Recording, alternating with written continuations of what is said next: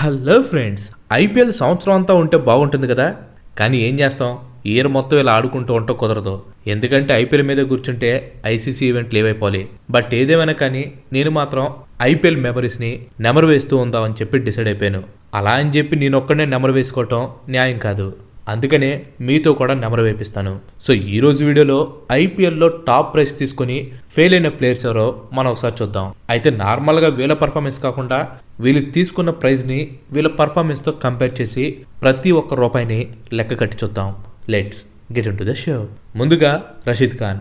నాకు తెలిసి ఇక ఐపీఎల్లో రషీద్ ఖాన్ మ్యాజిక్ అయిపోయినట్లే అనిపిస్తుంది. బ్యాట్స్మెన్స్కి అయితే అసలు రషీద్ ఖాన్ థ్రెట్ లాగా కనిపించట్లేదు. ఐపీఎల్ డెబ్యూ చేసినప్పటి నుంచి చూసుకుంటే రషీద్ ఖాన్ది ఈ సంవత్సరం ది వర్స్ట్ సీజన్ అని చెప్పనొచ్చు.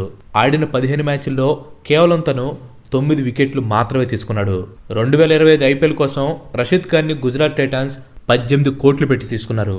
అయితే రషీద్ మాత్రం కేవలం 9 వికెట్లు మాత్రమే తీశాడు. అంటే రషీద్ ఒక్కొక్క వికెట్కి గాను 2 కోట్ల రూపాయలు ఛార్జ్ చేశాడు. Very huge amount. Next Mohammed Shami. 2025 ఐపీఎల్లో ఎస్ఆర్హెచ్ పర్ఫార్మెన్స్ చెప్పుకోదగ్గట్టుగా అయితే లేదు. మెయిన్ బౌలర్ అవుతాడనుకున్న మొహమ్మద్ షమి అయితే అస్సలు చెప్పుకోదగ్గ పర్ఫార్మెన్స్ అయితే చేయలేదు. ఎంత వర్స్ట్ పర్ఫార్మెన్స్ చేశాడంటే ఎస్ఆర్హెచ్ మేనేజ్మెంట్ షమీని సీజన్లో కనీసం 10 మ్యాచ్లు కూడా ఆడనివ్వలేదు. ఈ సీజన్లో షమీని ఎస్ఆర్హెచ్ 10 కోట్లు పెట్టి తీసుకుంది. కానీ షమి మాత్రం కేవలం 9 మ్యాచ్లు ఆడి 6 వికెట్లు మాత్రమే తీశాడు. అంటే షమి తీసిన ప్రతి వికెట్ కాస్ట్ వచ్చేసి 1,66,66,666 రూపాయలు. నెక్స్ట్ రవి బిష్నాయ్.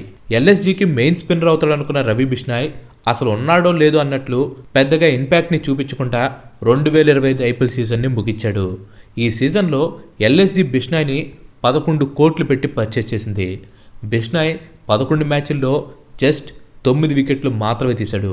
అంటే రవి బిష్నాయ్ ఒక్కొక్క వికెట్కి గాను 1,22,22,222 రూపాయలు తీసుకున్నట్లు. Next T Natarajan. మామూలుగానే నటరాజన్కి ఇంజురీస్ ఎక్కువగా అవుతూ ఉంటాయి. సో సీజన్లో మొత్తం మ్యాచ్లు ఆడతాడని చెప్పి మనమైతే ఎక్స్పెక్ట్ చేయలేము.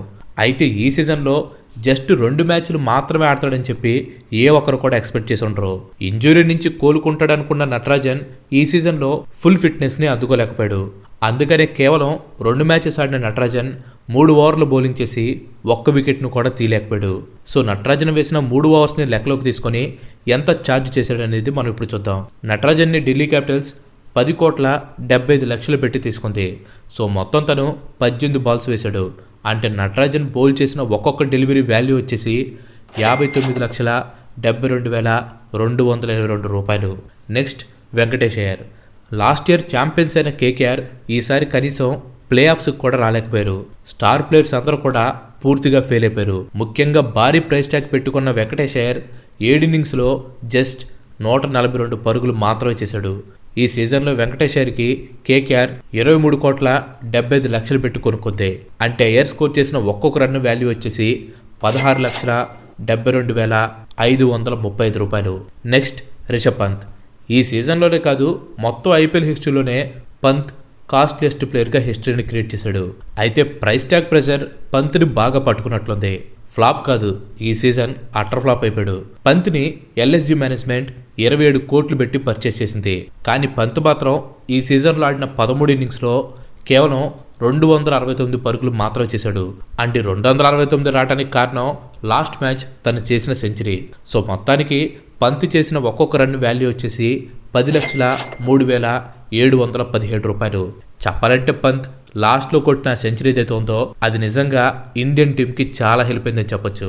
ఎందుకంటే రీసెంట్గా ఇంగ్లాండ్తో జరుగుతున్న టెస్ట్ సిరీస్లో పంత్ వరుసగా 2 సెంచరీలు కొట్టి కొత్త హిస్టరీని క్రియేట్ చేశాడు.